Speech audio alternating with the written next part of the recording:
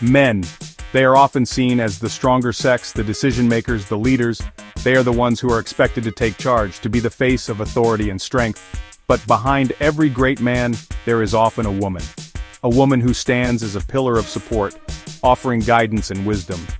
A woman who knows how to use her influence, her charm, her intelligence to get what she wants. She understands the nuances of human interaction and uses them to her advantage. This is not about manipulation or control, it's about a deeper understanding of human nature. This is about understanding the subtle art of persuasion, the ability to influence without force, to guide without dictating. Women have always had a profound influence on men. It's in our nature. We have an innate ability to connect on a deeper level. We nurture, we inspire, we motivate. Our presence can be a source of strength and encouragement. We have an innate ability to connect with men on an emotional level, to understand their desires and motivations. This emotional intelligence is a powerful tool. This connection gives us a unique power. Think about it, the ability to influence decisions, to shape outcomes, simply through understanding and empathy. A woman's touch can calm a man's anger. It can bring peace in moments of turmoil. Her tears can melt his resolve. They can break down barriers and open up lines of communication. Her smile can make him move mountains. It can inspire him to achieve the impossible. This is not about weakness, it's about strength and understanding. It's about understanding the psychology of men and using it to our advantage. It's about knowing when to push and when to pull back. This essay will explore the fascinating world of female influence, delving into the psychological tactics, communication styles, and social dynamics that women have used throughout history to shape the world around them. Join us as we uncover the secrets behind the power of a woman's touch. Let's be honest, ladies. We all know that navigating relationships can be a delicate dance. We all play mind games, even if we don't want to admit it.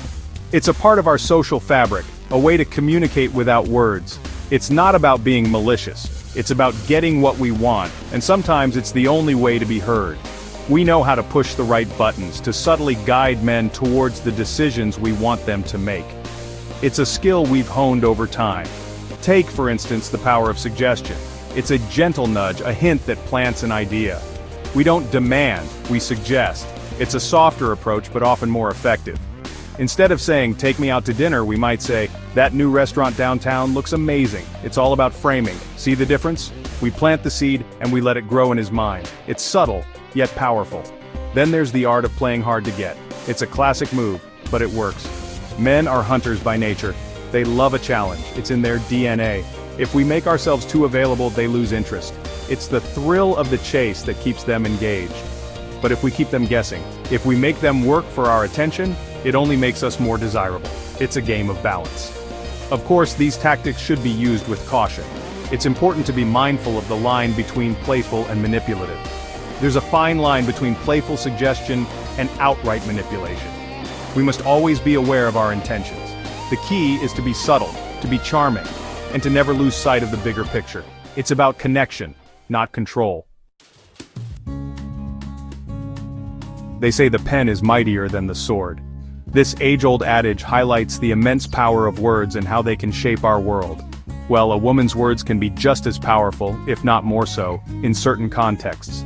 The way we articulate our thoughts can leave a lasting impact. We know how to use language to our advantage, to persuade, to seduce, to get what we want. Our words can be tools of influence, shaping perceptions and driving actions. Men are often more logical in their thinking, while women are more emotional.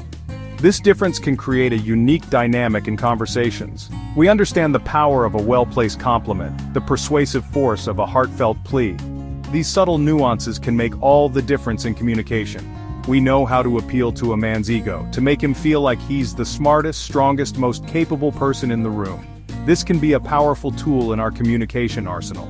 But it's not just about flattery, it's about understanding how men communicate, and how we can adapt our approach to be more effective. Men are often more direct. They say what they mean, and they appreciate straightforwardness in return. Women, on the other hand, are masters of subtext. We often communicate on multiple levels, using words, gestures, and expressions. We say one thing and mean another, creating layers of meaning that can be both intriguing and complex. We use body language, tone of voice, and subtle cues to convey our message. These elements add depth to our communication. This difference in communication styles can be a source of frustration, but it can also be a source of power. Understanding these nuances can lead to more effective interactions. By understanding how men communicate, we can learn to speak their language, to get our point across effectively, and to influence their thoughts and actions. This mutual understanding can bridge gaps and foster stronger connections. History is full of women who have used their influence to shape the world. Cleopatra, the last pharaoh of Egypt, was renowned for her beauty and her intellect.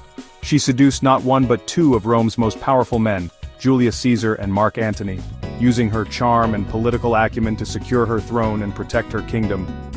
Then there's Queen Elizabeth I of England. She was a master of political maneuvering. She used her intelligence, her wit, and her feminine wiles to navigate the treacherous waters of the English court. She played her suitors against each other, keeping them guessing and maintaining her power. These women understood the art of persuasion. They knew how to use their intelligence, their charm, and their femininity to achieve their goals. They were not afraid to use their influence to get what they wanted, and they left an indelible mark on history. The art of female influence is not confined to the history books. It's alive and well in the modern world. Look at Oprah Winfrey. She built a media empire by connecting with people, by understanding their hopes and dreams. She uses her platform to inspire and empower women, proving that influence can be a force for good. Then there are the countless women in business, in politics, in every sphere of life, who are using their skills of persuasion to climb the corporate ladder, to enact change, to make their voices heard. They are negotiating deals, leading teams, and shaping the future. These women are proof that the art of female influence is not about manipulation or control. It's about using your voice, your intelligence, and your understanding of human nature to achieve your goals and make a difference in the world.